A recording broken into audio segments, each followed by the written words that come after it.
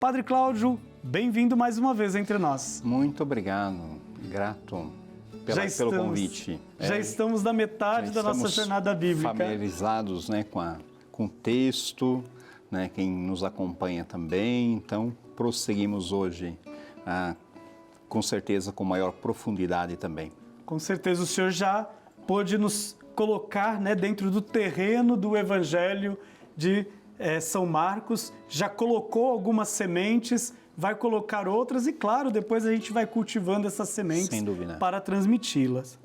Padre, tem uma coisa muito interessante. Jesus ele usa algumas figuras de linguagem para falar do reino e Marcos ele vai alinhavando, né, esses elementos para a gente entender um pouquinho qual é a mensagem deste evangelho.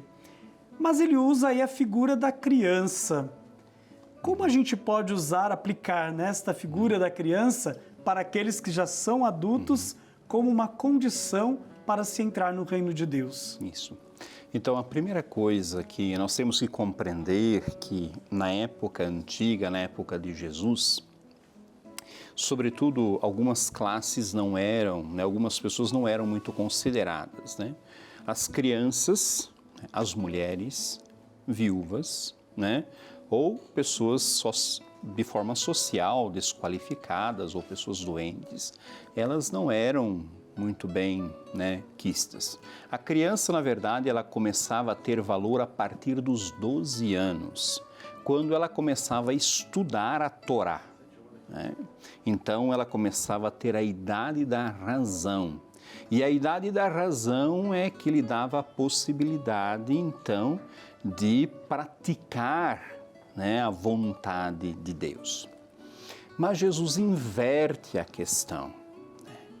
Ele, na verdade, coloca a criança ao centro, né? Deixai-a vir a minhas criancinhas, porque delas é o reino dos céus. Até os discípulos vejam esse costume, né, de colocar à distância as crianças, mas não por causa da sua inocência, nós pensamos muitas vezes, e talvez nem por causa da sua docilidade, mas porque existem duas características nas crianças que nos trazem aquilo que, de fato, o discípulo deve aprender delas. Primeira coisa, a obediência. Ser obediente. Pode ver que uma criança, ela aprende a ser obediente. E aqui a obediência à vontade do Pai. Diante do Pai, nós sempre devemos viver isto, né? Porque diante dele nós nunca nos tornamos, vamos dizer, desligados. E o segundo ponto é a disponibilidade. Veja que uma criança é sempre disponível. Você diz para ela, se você tem uma amizade com ela, você diz, leva isso, né? O pai diz para a criança, leva isso, o pai. A criança logo é disponível com alegria a levar, a trazer, a fazer isso, a fazer aquilo. Então são duas características que Jesus quer sublinhar para os discípulos, para que eles possam aprender das crianças que não tem nada a ensinar, aparentemente, que não tem a idade da razão, não tem a Torá, vamos dizer, não tem aqui a Bíblia de cor, mas tem atitudes no coração que são importantíssimas, que eles estejam atentos. É interessante que o Evangelho vai falando, né, de outras, fazendo outras comparações. Mas Jesus, quando chega em Jerusalém, ele é acolhido com aclamações, ele é aclamado por aqueles que estavam ali. Nos fale um pouco o que é esta aclamação. Sim. Hosana. Hosanar quer dizer Salvador, né? Isso era muito comum quando o imperador chegava a uma cidade, né? Então, estender ramos àquele que era, né, grandioso e etc. Mas aqui existe um pormenor, né? Jesus não vem, né, montado num cavalo e não vem com pompas. Jesus vem com um pequeno jumento, né? E aqui quer dizer a humildade que Jesus se coloca como rei, né? Depois o sumo sacerdote, no capítulo 14, verso 63, vai perguntar para Jesus: tu és rei? E é a primeira vez que Jesus vai dizer: eu sou. Eu sou. Pilatos também vai perguntar a Jesus: tu és rei? Eu sou. Mas é um reinado diferente, que Pilatos não precisava ter medo. Nem os sumos sacerdotes precisavam ter medo. Não era esse reinado de poder do qual eles pensavam que Jesus iria usurpar, né? Iria colocá-los dentro do esquema administrativo político da época, ou iria, né, colocar ao seu bel prazer.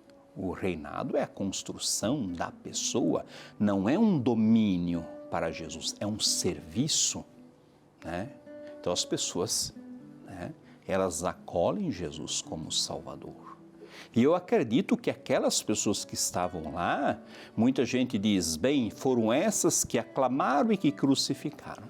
Eu não creio muito nisso. Foram essas pessoas, muitas delas tinham boa intenção e reconheceram realmente Jesus, né?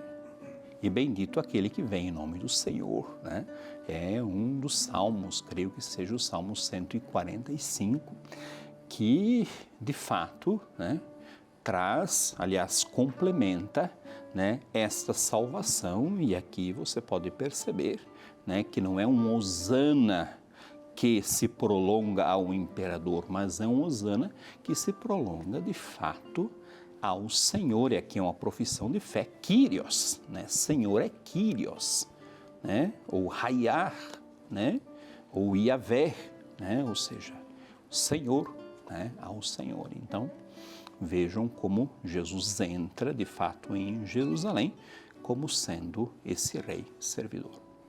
É importante recordar, nós estamos já vivendo aí o período quaresmal, que nós vamos na Semana Santa, né? Quando iniciamos a Semana Santa, fala desta aclamação, Jesus que é acolhido aí em Jerusalém.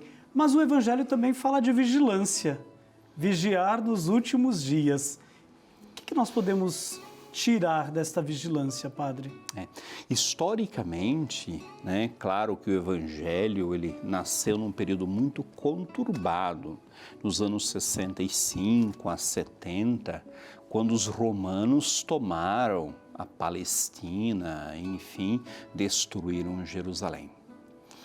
Mas o evangelista, obviamente, tem o cuidado de tomar aquela situação que está acontecendo com muita gente, com os judeus e também com os cristãos, não para dar um significado só catastrófico, né? Mas também para dar um significado que nós devemos sempre ter, a vigilância. E a vigilância é aquilo que, de fato, cada cristão deve pontuar na sua vida. Se você não é vigilante, você relaxa, né? Você, de fato, alarga a sua vida e deixa ela caminhar conforme vai os dias. Se você é vigilante, você tem um propósito. Se você é vigilante, você tem um projeto de vida. Se você é vigilante, você tem um caminho a seguir, né? Você está atento às coisas de Deus, né? Então, creio que Marcos frisa e os outros evangelistas frisam muito esta questão da vigilância. E não é uma vigilância somente no sentido, o Filho do Homem que vem, ou então o fim dos tempos que está próximo. Não, a vigilância constante no próprio cotidiano. Lucas será muito, né, esclarecedor nesse sentido nos Atos dos Apóstolos, quando ele próprio estenderá o seu evangelho, né, para a constituição da igreja e dirá, olha gente, o mundo não vai terminar agora, mas nem por isso nós deixaremos de ser vigilantes. A gente vai construir a igreja, o reino, é a nossa vez, O ressuscitado está conosco, o Espírito nos foi enviado, mas nós devemos estar vigilantes da mesma forma, né? Padre, neste caminho que nós fizemos, já chegamos aí na metade do nosso estudo, já vamos caminhar aí no nosso próximo encontro para finalizá-lo. Em poucas palavras, o que até agora nos ensinou o Evangelho de Marcos? O Evangelho de Marcos, sobretudo tem uma seção muito importante, que é a seção do caminho, né? É muito difícil você definir a seção do caminho dentro do Evangelho de Marcos. Eu a defino de 8:27 a 10:52. 8:22, melhor dizendo, a 10:52. E cada uma, ela é emoldurada por duas curas de cegueira. Uma cegueira ao início, uma cegueira ao final. Depois tem a profissão de fé de Pedro.